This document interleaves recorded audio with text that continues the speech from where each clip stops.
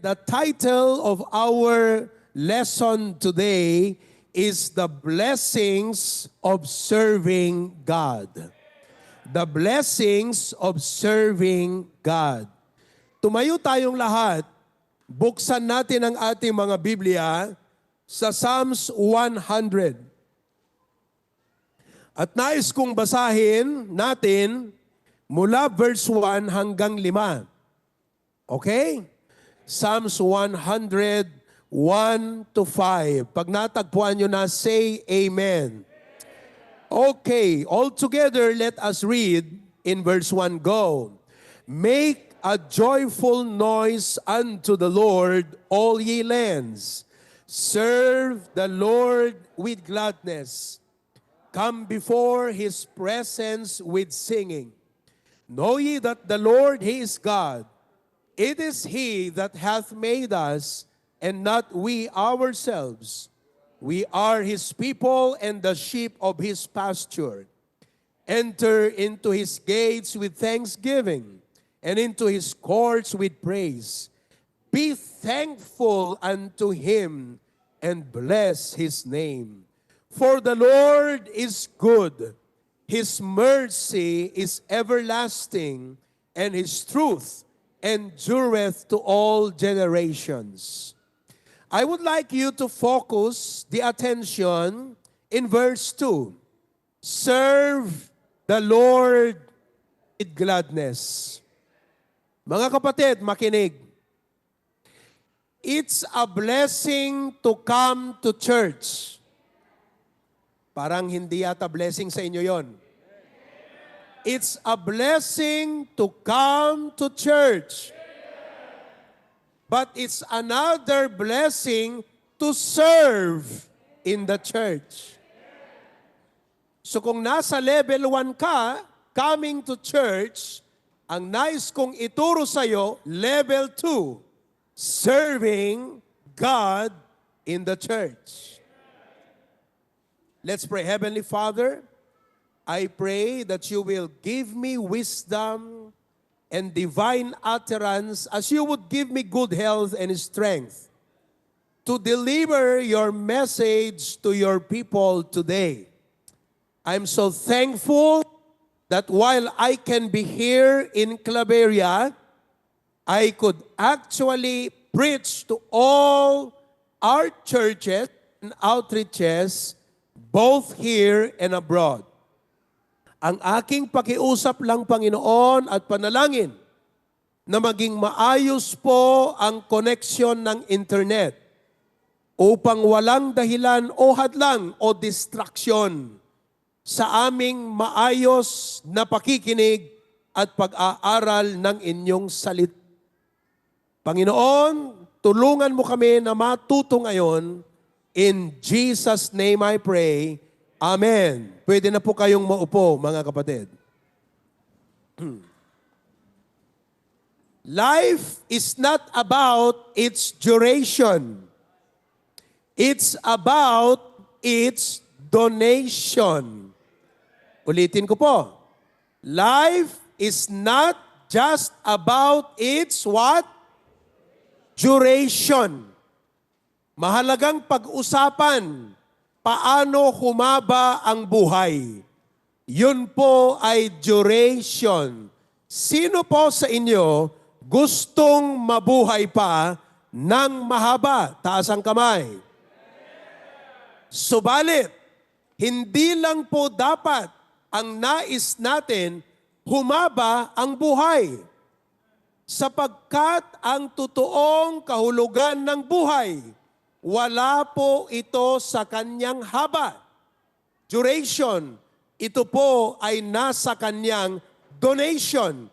Ibig sabihin ng donation, papaano mo ibinahagi ang buhay mo sa tao. Sa ating paksa ngayon, papaano mo ipinagkaloob ang buhay mo na maglingkod sa Diyos.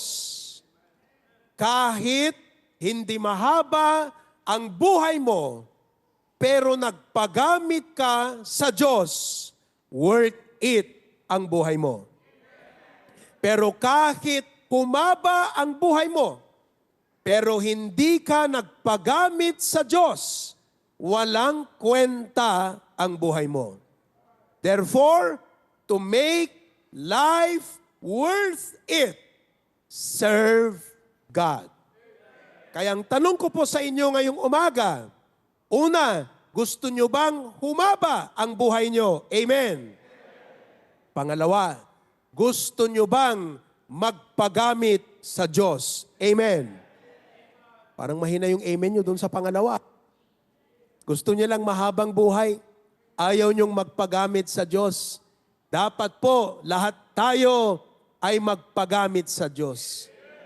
Kung hindi ka magsisilbi sa Diyos, ano ang silbi ng buhay mo?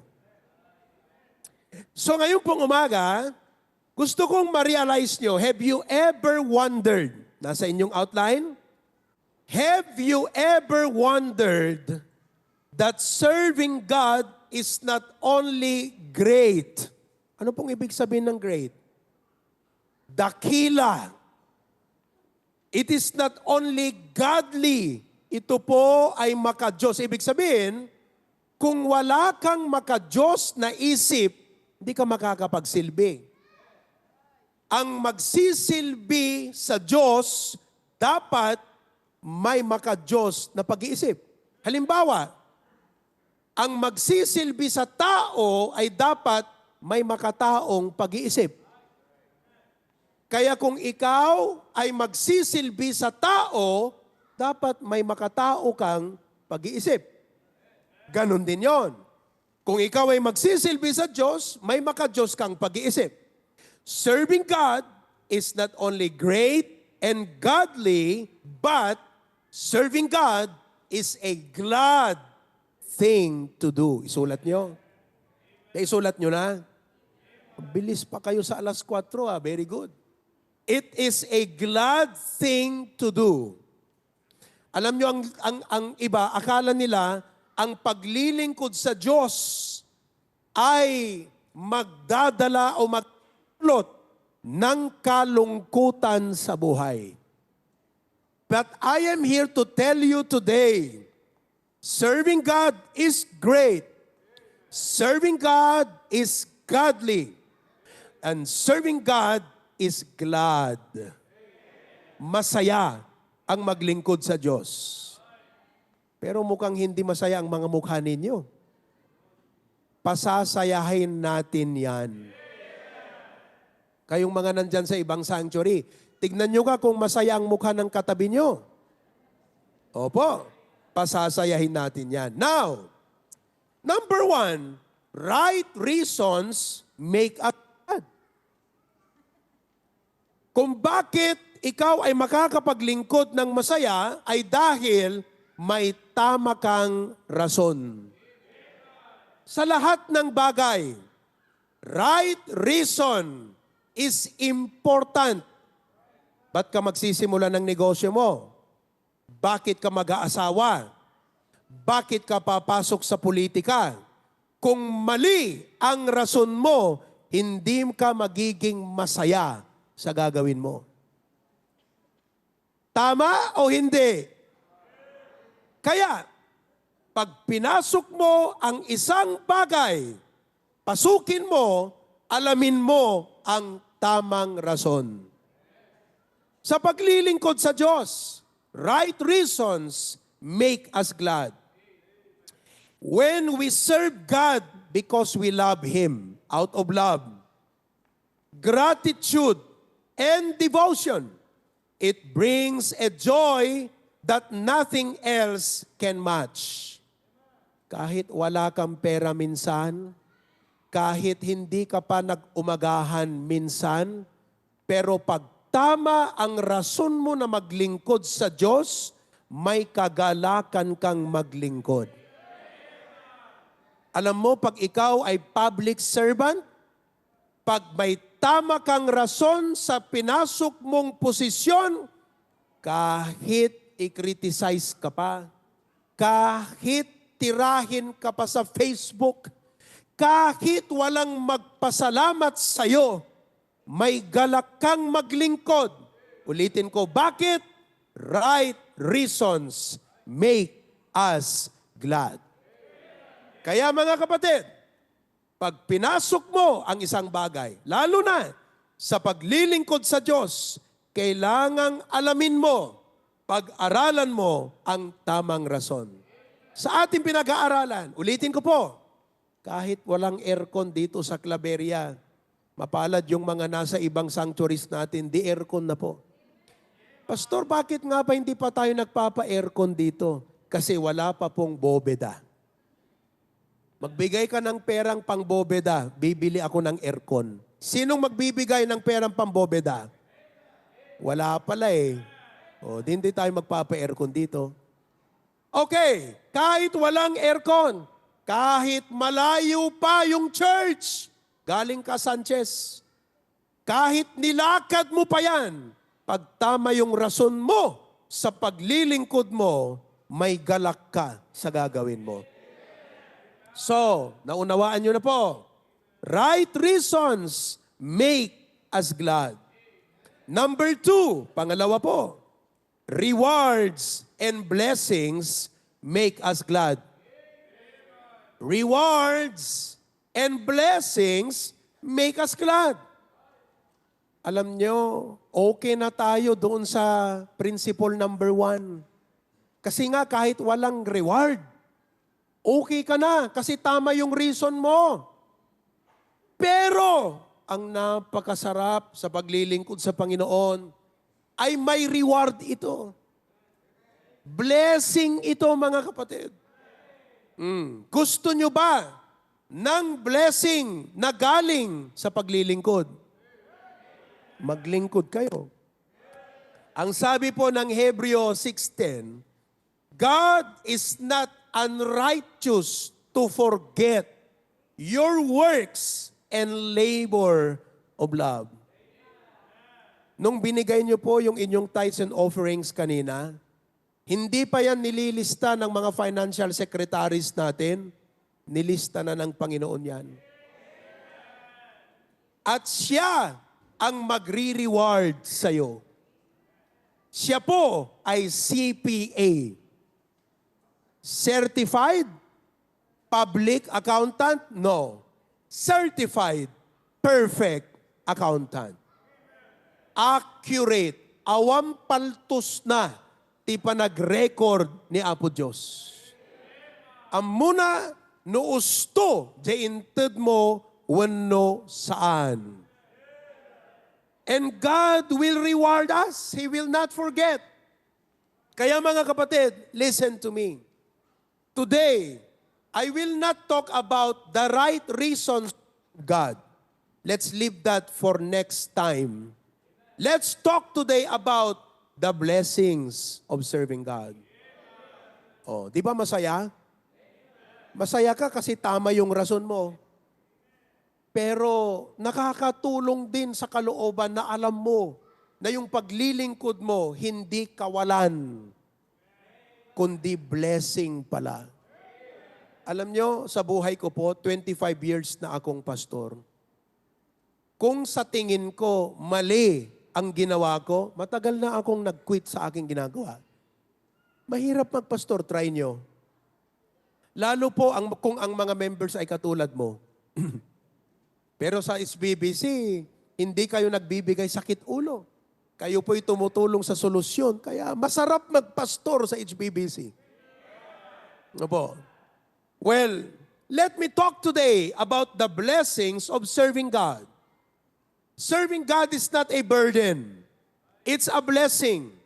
When we serve with the right heart, and when we see the blessings of serving, it fills us with joy. Kaya ngayon pong umaga, i-ready nyo ang mga ballpen nyo ha. Atin pong pag-aaralan ang mga pagpapala sa paglilingkod. Gusto nyo ba yung pagpapala? Mahina. Okay, very good. Kasi, ulitin ko ha, isang bagay yung may mindset kang mag-church, pero ibang level yung may mindset kang maglingkod. Yung alam mo na kahit sino ka pa, pero pag dumating ka sa church, servant ka. Alam nyo, marami tayong mga members na professional, pero naglilinis ng CR. Manager, top brass, pero naglilinis ng kapilya. Bakit? Gusto makapaglingkod.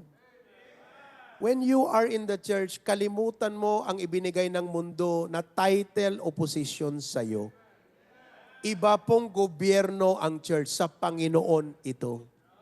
Every one of us is a servant here. The example is Jesus. Hinugasan niya ang paa ng kanyang mga disipulo.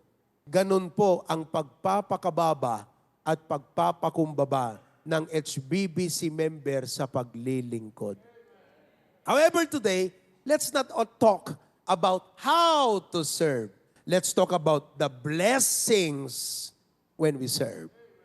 So, ginawan ko po ito ng acrostic ng salitang serve. Everybody spell out the word serve. Go! Very good. Letter S. Ang una pong blessing ng paglilingkod ay spiritual rest. Pastor, hindi ba ang paglilingkod trabaho? Bakit kapahingaan ang naibibigay ng paglilingkod? Totoo po. Totoo.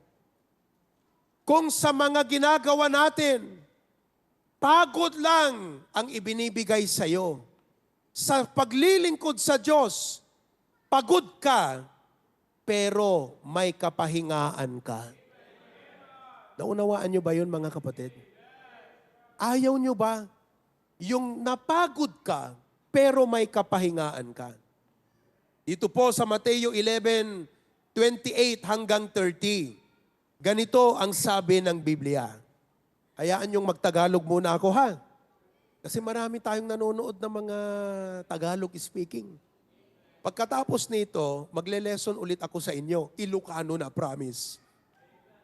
Ilocano damdama, Tagalog ngayon. Okay? Tagalog service. Sabi ng Mateo 11:28, sabi ni Kristo, "Come unto me, all ye that labor and are heavy laden, and I will give you rest." Wow.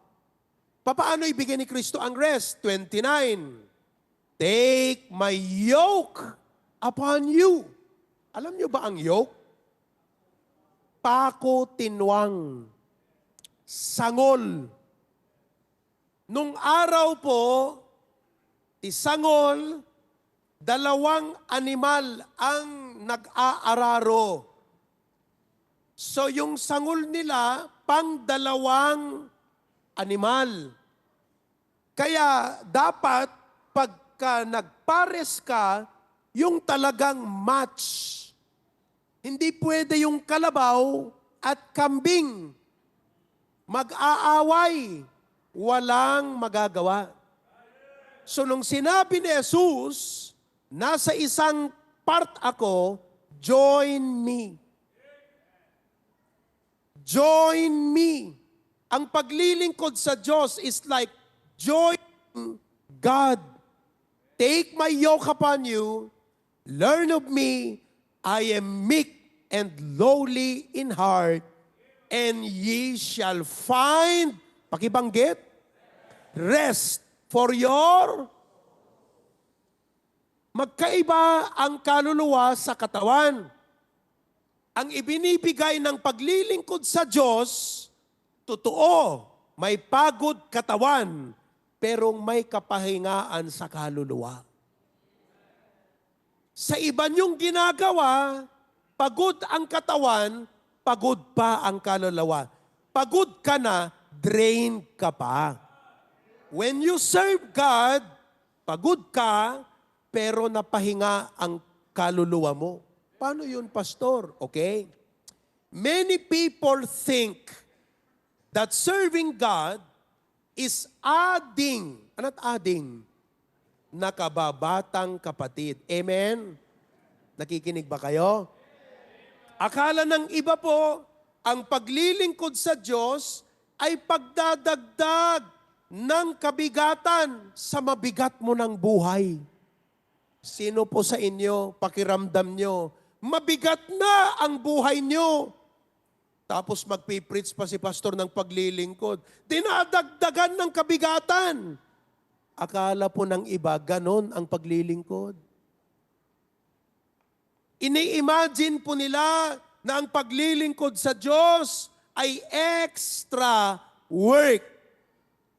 Dagdag responsibilidad. At walang, ano yung freedom sa Tagalog?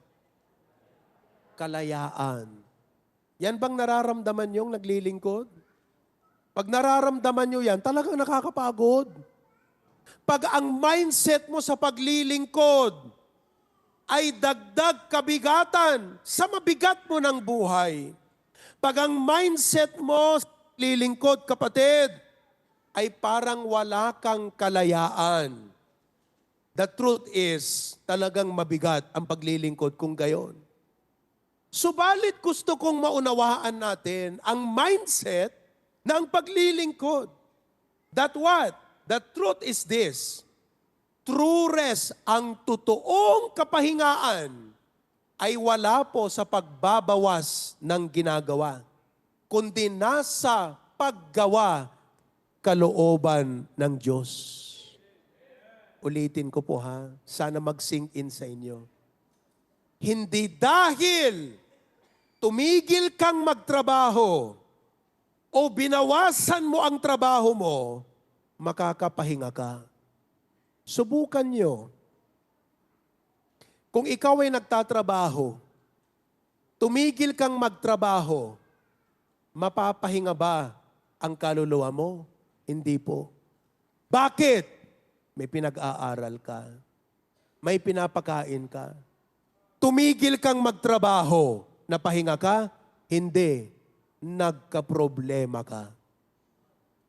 So, true rest is not found in doing less, but true rest is found in doing the will of God.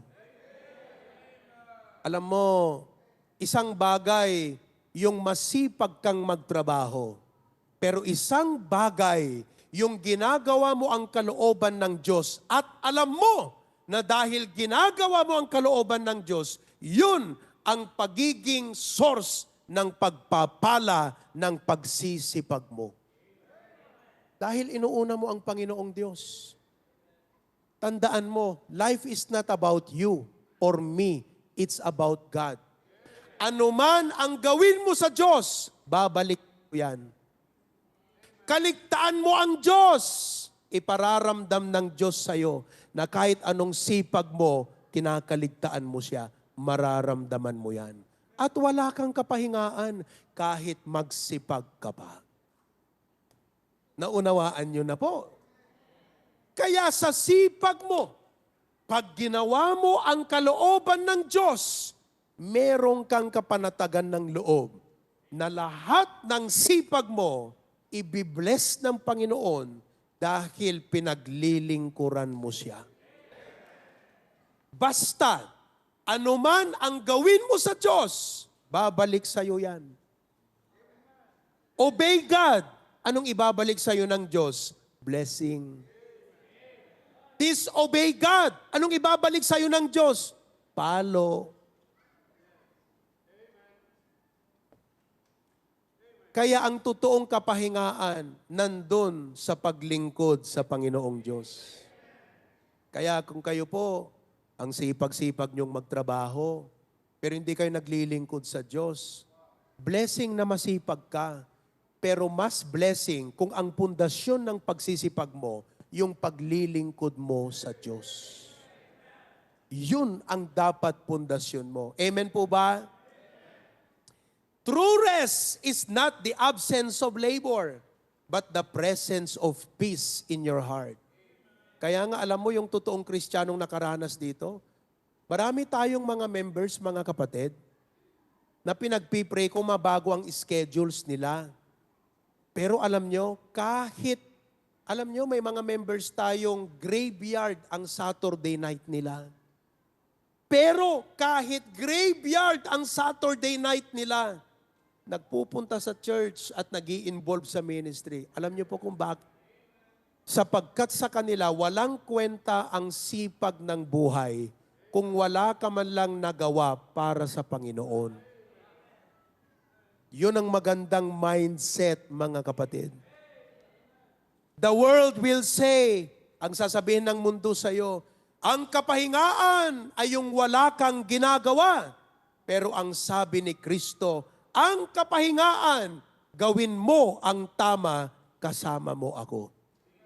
Ba, lalo na kung ang ginagawa mo mali, tapos ang sipag-sipag mo, at the end, hindi ka mapapakali. Hindi magiging panatag ang buhay mo kung mali ang ginagawa mo. Kaya mga kapatid, isipin natin na pag ang sinabi ng mundo, rest means doing nothing. Isipin yung sinabi ni Kristo, ang totoong kapahingaan, gawin mo ang tama, kasama siya. Amen po ba? Kaya, ito po, let your testimony, naisulat nyo na ba yun? Rest means doing the right thing with me. Naisulat nyo na yan? Magaling kayo. Very good, very good. Okay, ito po Alam nyo, maganda na ganito ang magiging patotoo. Dati, akala ko, basahin nyo na lang yung English, Mababasa nyo ba? Sa likod, readable? Lugin ko na lang. Okay? Translate ko. Dati, maganda yung isang araw, tatayo ka rito, at ang sasabihin mo, alam nyo, dati, akala ko ang maglingkod sa Diyos ay mabigat. Another na responsibilidad, dagdag responsibilidad sa mga marami ko ng responsibilidad na ginagawa. Akala ko, mawawala ang kaligayahan ko pag naglingkod ako sa Diyos. Akala ko, masasakripisyo ang aking kaligayahan. Akala ko, pag naglingkod ako sa Diyos, mawawala na yung mga gusto kong ginagawa sa buhay. At akala ko, ang maglingkod sa Diyos ay yung palagi kang pagod na hindi ka na nagpapahinga. Pero mga kapatid, ang ganda, di ba? Kakambyo ka, tapos sabi mo, akala mo, ganon. Pero mga kapatid, na-realize ko, na kada paglilingkod ko sa Diyos, hindi ako nag-iisa doon sa aking ginagawa. Kasama ko ang Panginoon, yung pong yoke na kaaking pinapasan, kasama ko siya. At na-realize ko, sabi mo, na the more na ako maglingkod, the more nararamdaman ko ang kagalakan, ang kapayapaan, at fulfillment. That nothing else can give. Kaya mga kapatid, sabi mo, when I thought service was draining me, no, serving God was refreshing my soul. Di ba ang ganda nun? Tapos, yung mga iba naman na ito yung kwento ng isang tao na mabigat ang kanyang responsibilidad. Pero ito, kwento naman ng mga tao na talagang walang ginawa kundi magpakasaya sa buhay. Sabing ganyan. Alam nyo, ito na, next tayo testimony. Maganda na ganito ang testimony mo. Sa mahabang panahon, ang paniwala ko sa aking sarili na pag hinabol ko ang mundo, yung mga tagumpay, kayamanan, yung mga entertainment, yung approval, akala ko, doon ako maging totoong masaya. Alam nyo, maraming tao, akala dyan sila magiging totoong masaya. Akala ko noon na ang totoong, ano yung freedom ulit? Akala ko noon na ang totoong kalayaan sa buhay, is living for myself. Yung gawin ko ang gusto kong gawin. Akala ko yun ang totoong kalayaan. Akala ko pag nahabol ko na, naabot ko yung mga pangarap. Akala ko yun ang totoong kalayaan. At akala ko na pag ginagawa ko ang lahat ng gusto ko, it made me feel good. I felt free. Pero alam nyo mga kapatid, kumambyo ka, nagbagong isip mo. Sasabihin mo, alam nyo mga kapatid, the more na ginagawa ko yun sa aking buhay, alam nyo, naging empty ang aking sarili. Puno ng alak yung aking tiyan, pero puno rin ang problema ang aking utak. Totoo yan. Ang dami kong kaibigan, pero malungkot ako pa rin sa aking buhay. The emptier I felt, no matter how much I achieved, something was always missing. Tapos sasabihin mo, na-discover ko mga kapatid, that joy is not in having more of the world. It is found in having more of Christ in my life. Tapos sasabihin mo, pagka minsan, Kenneth, wala akong kapera-pera, pero nararamdaman ko yung joy because I have more of Christ in my life. When I surrendered to Him, I found the kind of joy and rest my soul had been longing for. Kaya mga kapatid, listen to me. Serving God, the first blessing is spiritual rest.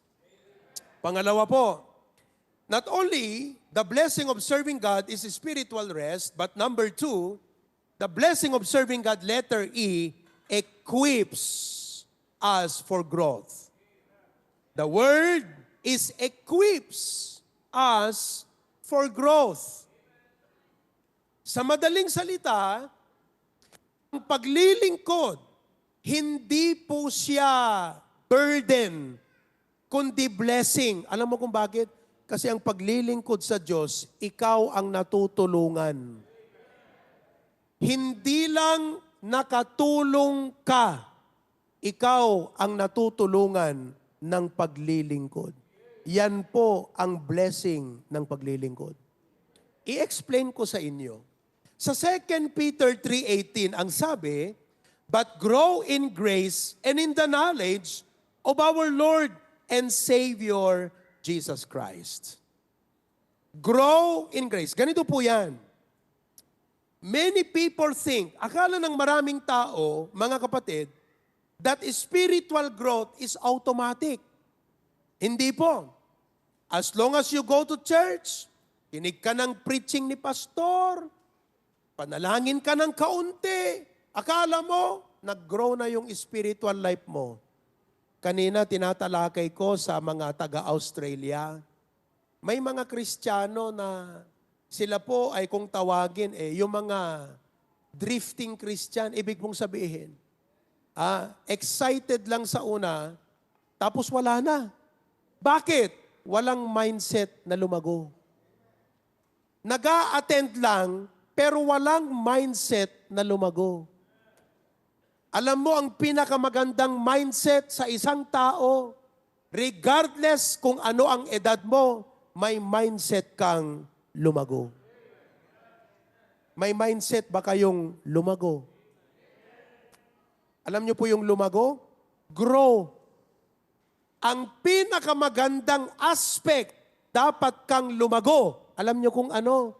Hindi sa physical. Kasi ang physical, agsaltek.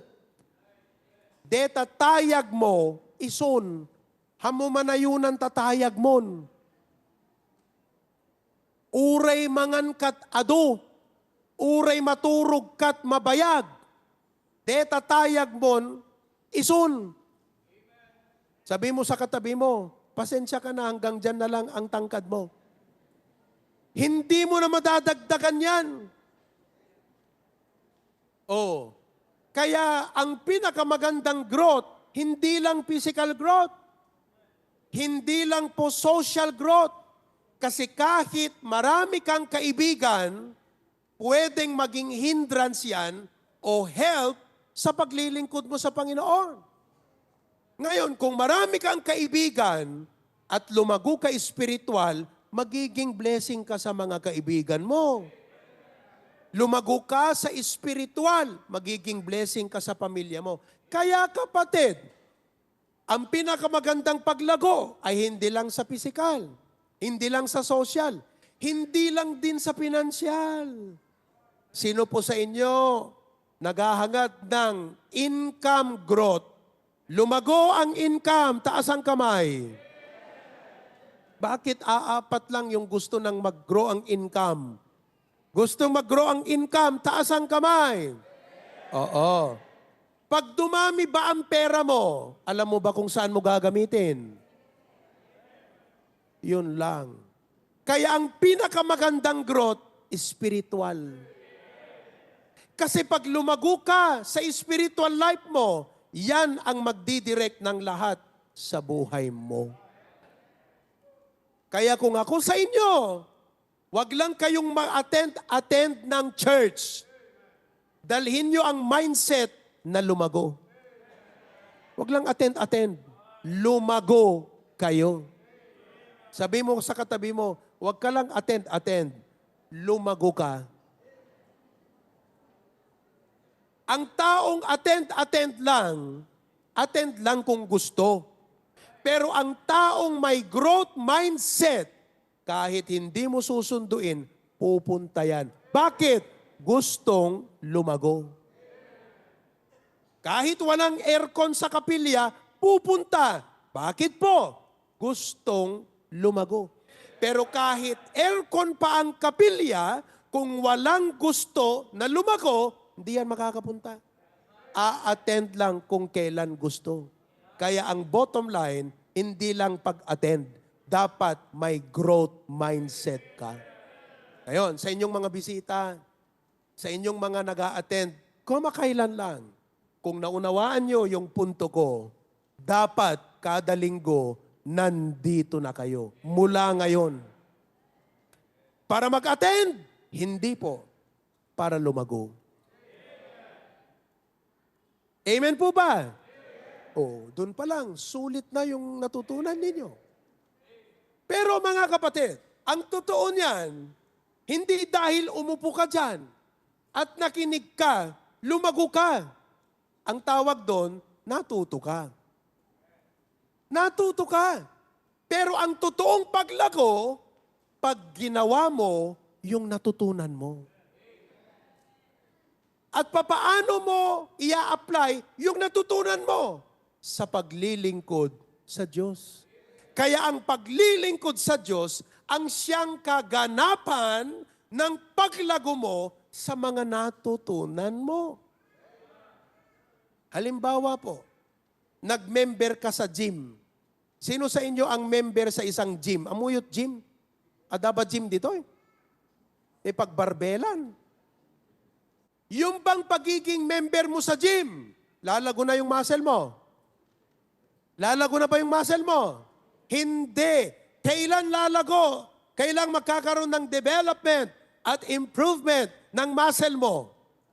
Kailan? Magbuhat ka. Pag pumunta ka regularly at nagbuhat ka, kaya ang pagiging member sa church ay hindi katumbas paglago. Kahit member ka pa ng maraming church, hindi yan katumbas paglago. Ang paglago ay nasa paglilingkod. Kaya ang blessing ng paglilingkod, nagdadala ng paglago sa ating buhay. Growth and transformation doesn't only happen by sitting. Isulat nyo yon. By sitting. It also happens by serving. Kaya ang daming mga Kristiyano hindi lumalago. Bakit po? Nag-a-attend naman. Pero kasi hindi pa naglilingkod. Kaya maglingkod ka na. Bumuhat ka na rin ng barbell. Bumuhat ka na rin ng dumbbell. Mag-push up ka na rin. Kumuha ka na rin dyan ng walis. At punta ka ng Sabado. Ano naman kung ikaw ay teacher? Ano naman kung principal ka pa? Dito hindi pinag-uusapan ng titulo. Ang pinag-uusapan, serbisyo. Kaya dito nagpapakababa tayo. Nagpapakumbaba tayo. Ano naman kung ikaw ang pinakamataas dyan, manager ka, boss ka pa. Dito, mga kapatid, talagang kung ano yung available, saan ka makakapaglingkod, gagawin mo. Bakit po? Sapagkat sa paglilingkod mo, you are not just accomplishing a task. Listen, the blessing of serving It's not only accomplishing a task, it's what you are becoming in the process. Naunawaan niyo po yung sinabi ko? Doon sa paglilingkod, ang blessing hindi lang po yung may nagampanan kang trabaho, kundi yung na-develop ka dahil sa paglilingkod mo. Kaya kahit attend ka ng church, kung hindi ka mag-i-involve sa paglilingkod sa Diyos, walang madedevelop sa'yo. Natututo ka lang, pero hindi ka lumalago. Tama ba ako mga kapatid? Totoo yan. Okay? Oh. Now, sana ang maging testimony mo ngayon ay ganito. Sabihin mo, alam nyo mga kapatid, I used to think, kunan mo ito na, hala ko dati, attender ako ng church. Occasional ako. At daak lang no, daakasyon. Attender lang ako. I used to think that spiritual growth was something that happened naturally if I attend the church. I thought if I just went to church, I thought if I listened and pray occasionally, automatic na maging malakas akong Kristiyano. Pero na-realize ko mga kapatid, hindi pala aksidente ang paglago. Nangyayari pala pag ako'y nagsimula ng maglingkod. At alam nyo po, bagamot na, the more I step out to serve, I was stretched. And when I helped others, I was not just giving. When I helped others, I was receiving wisdom, patience, and a deeper understanding of God. O di ang ganda nun. Tapos ang sasabihin mo, alam nyo, natutunan ko, serving God has taught me lessons I could never learn by sitting and listening. It has tested my faith, refined my character. Totoo yan. Kayong mga choir members, pakitaas nga ng kamay ng mga choir members natin sa lahat ng santo dito ang kamay. Kung hindi ba kayo choir member, maaga ba kayo mag-a-attend ng church? Natuto lang kayong ng character, ng discipline, ng time. Bakit? Kasi nagsimula ka ng maglingkod. Kaya kung gusto nyo rin pong matuto sa time, mag-join kayo sa choir. Opo, ako nga nagtataka Yung mga matatanda natin, matatanders, parang imposible na 6:00 nasa church. Pero nagtaka ako, 5:30 silang nasa church. Yung iba mas maaga pa sa akin dumating. Diba? Natuto sila na pahalagahan ng Diyos. I mean, you learn to appreciate God dahil sa ginagawa mong sakripisyo para sa Kanya. Ay, naunawaan niyo mga kapatid? So ngayon, ang magiging konklusyon mo, akala ko noon ang paglilingkod sa Diyos ay nakakatulong lang ako. Ako pala yung natulungan ng paglilingkod ko. Gusto nyo bang lumago? Maglingkod ka na. Sabi mo sa katabi mo, mag-serve ka na. Okay, next. Nasaan na tayo? Letter R. Amen? Buhay pa ba kayo? Letter R. Ang pangatlo na blessing po ng paglilingkod. Rewards in this life and eternity. Reward. Yun po ang pangatlo. Rewards in this life and eternity. Ang paglilingkod sa Diyos ay hindi pag-aaksaya ng oras. Alam mo ang isip ng mga dumadaan-daan sa mga church natin? Yung mga nakakapansin na kada linggo nandito ka. Tapos Wednesday night, nandito ka. Tapos Sabado, pupunta ka rito maglinis. Alam mo ang nasa isip nila? These people are wasting their life. Hindi ba? Agsay-sayang dalat oras na digit. Anak ko ba pagangganap na digit ha? Awa ba palpalada digit ha? Alam po niyo, serving God is not a waste of time. It's an investment in eternity. Many people chase, ang hinahabol nila, success. Kasi po alam niyo kung bakit sayang sabi nila sa atin. Kasi ang kanilang hinahabol, success. Tayo ang habol natin, reward. Makinig po kayo. Sino po sa inyo ang sigurado pag namatay sa langit pupunta? Kasi hindi tayo magkakaintindihan kung hindi ka pupunta ng langit. Kung hindi ka pa pupunta sa langit, pag namatay ka, hindi para sa iyo to. Dapat sure kang pumunta ka sa langit. Kasi po sa langit, may awarding day sa langit. Totoo yan. Oh. Kaya sabi ko, the goal of life is not to die rich. Aanhin mo pa ang pera mo pag namatay ka. Hello? Aba, blessing kung nung namatay ka, mayaman ka. Pero wag mong gawin niya ng goal mo. Kaya ako nagtatrabaho, kaya ako mag-iipon. Para pag namatay ako, mamatay akong mayaman. Anin mo pa yun? The goal, turuan kita. The goal of life is not to die rich. The goal of life is to die prepared.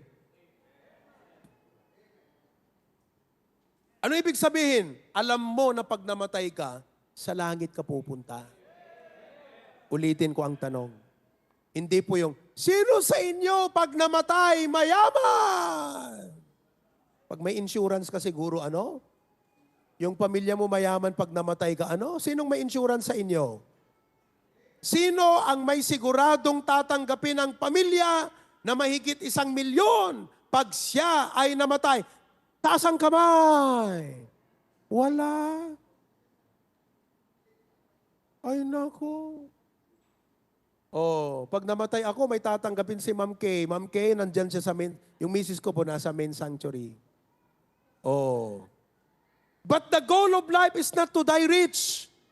The goal of life is to die prepared. Alam mo na pag namatay ka, alam mo na sa langit ka pupunta.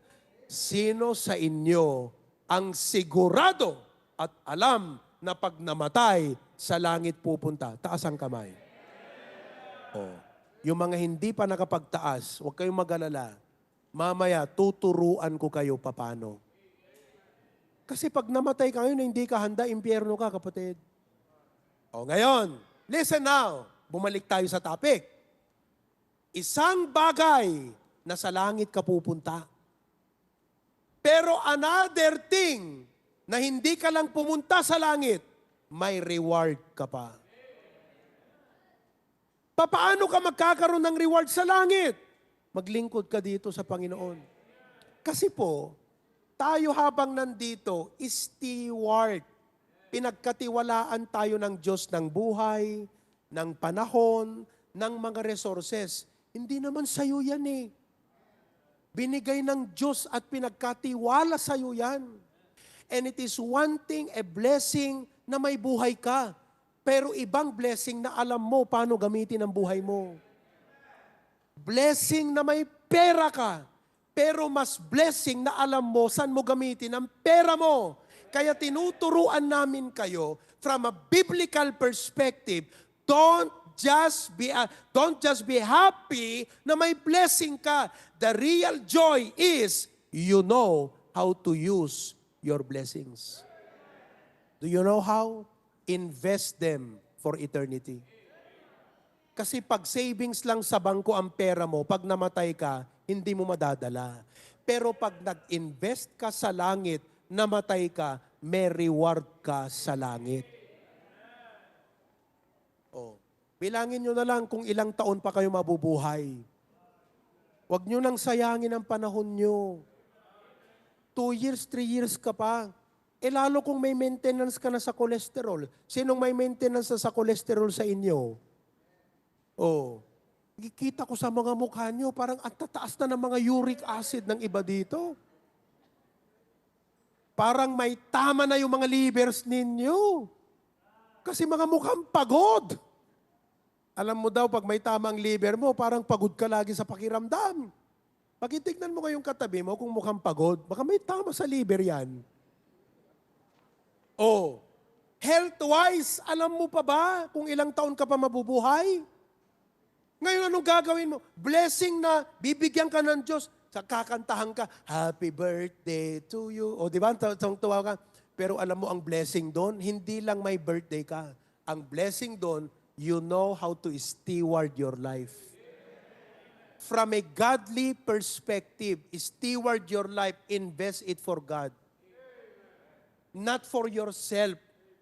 Not for the world. Invest it for God.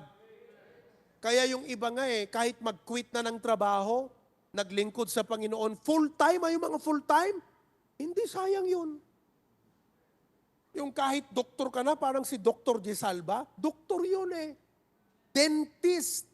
Pero dahil tinawag ng Diyos na maglingkod bilang pastor, iniwan niya yun. Ano naman, magkanong iipunin niya? Tignan mo yung ginawa niya para sa Panginoon. Investment for the Lord. Kaya may investment na ba kayo sa langit? Amen?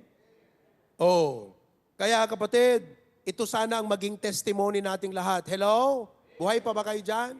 Ito sana ang testimony natin. Sabi mo, I thought the rewards of serving Him were only heaven, and here on earth, it was just about sacrifice. Akala ko, sakripisyo lang ang paglilingkod sa Panginoon. Pero alam mo, as I serve, habang naglilingkod ako, na-realize ko ng Panginoon, hindi nakakalimot. He rewards us in ways that go beyond money or recognition. Nakita ko ang provision ng Diyos. Nakikita niyo bang provision ng Panginoon sa inyo? His peace in the middle of trials and unexpected blessings when I least expected them. Totoo yan, personally in my life. Gusto kong maging abogado nun. Gusto kong maging doktor. Gusto kong maging engineer. If you will assess me now, do you think nagawa ko yon? Pwede. Pero tinawag ako ng Diyos na maglingkod. Bilang pastor. Sabi ko, ano naman yan? Earthly lang yan. Ako, ang goal ko sa buhay, makaipon ako sa langit ng reward. So, kinalimutan kong ambisyon. Pero ang Diyos, apakabuti. Kung ano yung mga binitawan ko, more than pa ang ipinalit niya sa akin na mga blessings. Di ko naman pinangarap, di ko hinangad, ni hindi ko hiningi. Ang kahigilingan ko lang sa Diyos, Lord, gamitin mo ako. Yun lang. Kasi kung hindi mo na ako magagamit, Lord, kunin mo na lang ako. Kaya nyo ba yon? Kaya nyo bang sabihin yon? Apo, no handak nga maaramat, alan nakon. Kaya yung ibaga? Sigurado nga everyday funeral service dito, Kasi may mga hindi naglilingkod. Talagang mapapagod ako sa paglilibing ng mga miyembro pagka ganon. Pag-asam ta deta prayer mo, Lord, nohan nakon nga mausar, ijay church apo, alan nakon. Pak! Di ang daming biglang mamamatay dyan. Tanungin mo ko sa katabi mo, mukhang ikaw yata yun, Brad.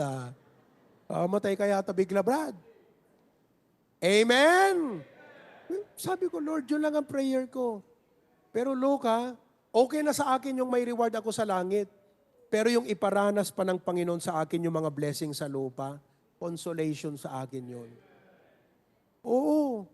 Kaya praise God, the blessings of serving God. Serving God is not only great, serving God is not only godly, serving God is a glad thing to do. Masaya po. Kaya magsilbi na tayo sa Panginoon. Amen po ba? Imagine, tatayo ka na sa harapan ng Diyos. Kasi langit ka nga pupunta.